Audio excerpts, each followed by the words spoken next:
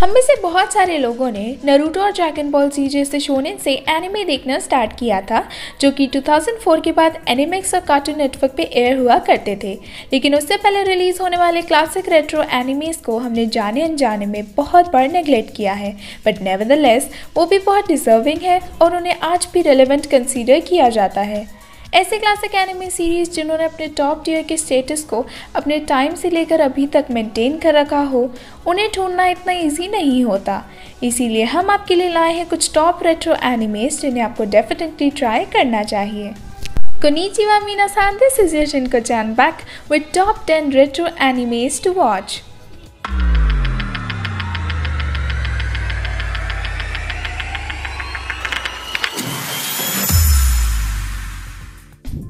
Tenth, इमासोको नी इरुबोकु। इस एनिमे को कुछ ओजी एडवेंचर फैंटेसी एनिमेज में गिना जाता है। मात्सुतानी शू, जो कि इस एनिमे का मेन प्रोटैगनिस्ट है, वो अपने राइवल से एक केंदो मैच हार जाने के कारण बहुत दुखी हो जाता है।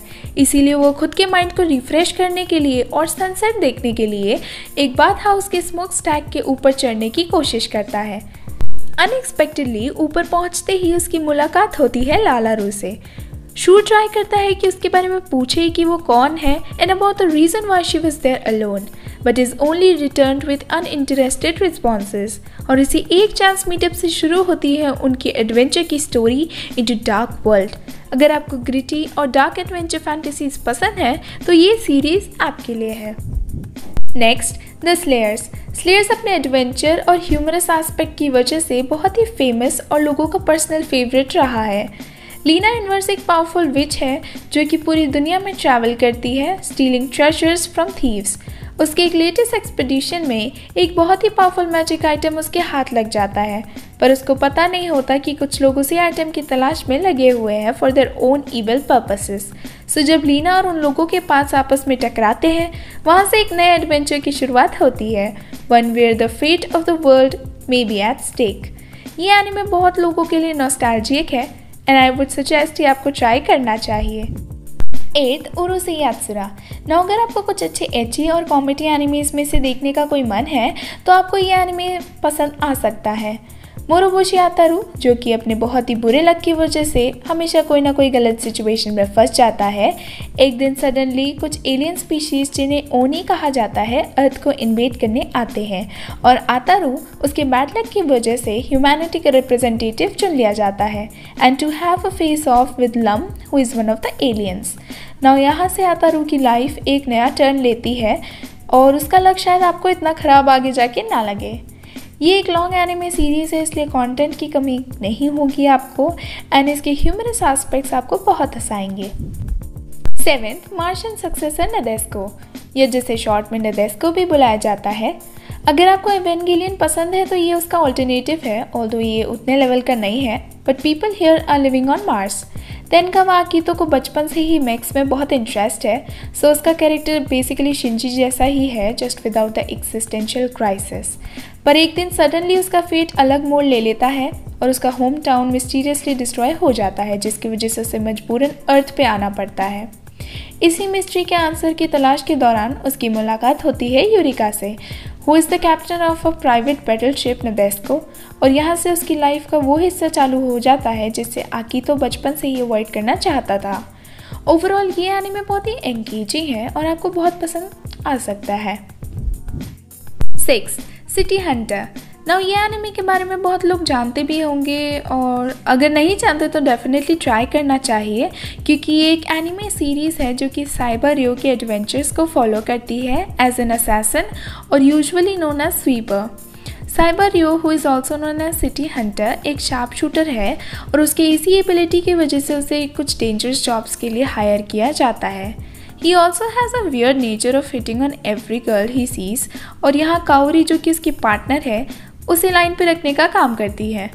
काउरी और रियो के बीच के कॉमेडिक डायलॉग्स और इसके एक्शन सीन्स इस एनिमे को बहुत ही एंटरटेनिंग बनाती है। आपने इसे एक बार देखना चालू किया तो I am sure you will get stick to it. 5th, Musekinin and Kancho Tylor. अगर आपको साइंस फिक्शन एनिमेज का शौक है तो ये सीरीज़ आपको देखने में इंटरेस्ट आएगा। टाइलर जस्ट ये वे कि किसी भी नॉर्मल 20 साल के लड़के जैसा है, lazy and greedy about money. अपने ऐसी ही नॉर्मल और आलस भरी जिंदगी को बरकरार रखने के लिए वो यूनाइटेड प्लैनेट स्पेस फोर्स में नॉर्मल जॉब लेने का प्लान करता है, पर उसका ये नॉर्मल और सिंपल लाइफ जीने का सपना एक सपना ही रह जाता है when he stumbles into a dangerous situation. पर लाइफ का टाइलर के लिए कुछ अलग ही प्लान था, as he miraculously saves everyone from the situation और उसे स्पेस फोर्स के इम्पोर्टेंट पोजीशन में डाल दिया जाता है। आपको टाइलर की मिस एडवेंचर से भरी हुई मज़ेदार लाइफ को फॉलो करने में मज़ा आएगा। Fourth, हाजिमे no इप्पो। सो ये हमारी लिस्ट का पहला स्पोर्ट्स बेस्ड ड्रामा है based on the story of Makunouchi इप्पो।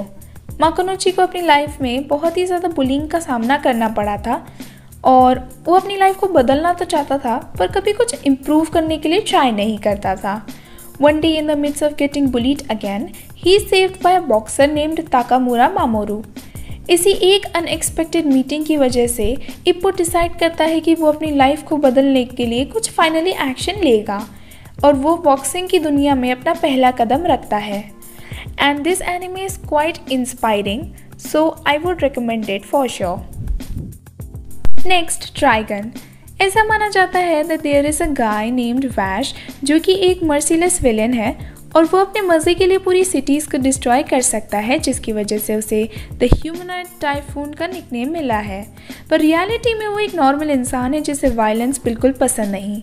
इस एनिमे की स्टोरी वैश की जर्नी को कवर करती है as he traverses through the wastelands of planet Gunsmoke. अगर आपको थोड़े वाइल्ड वेस्ट या गन्स वाले थीम्ड पे बेस्ड एनिमेज पसंद है तो ये एनिमे आपके लिए परफेक्ट मैच है।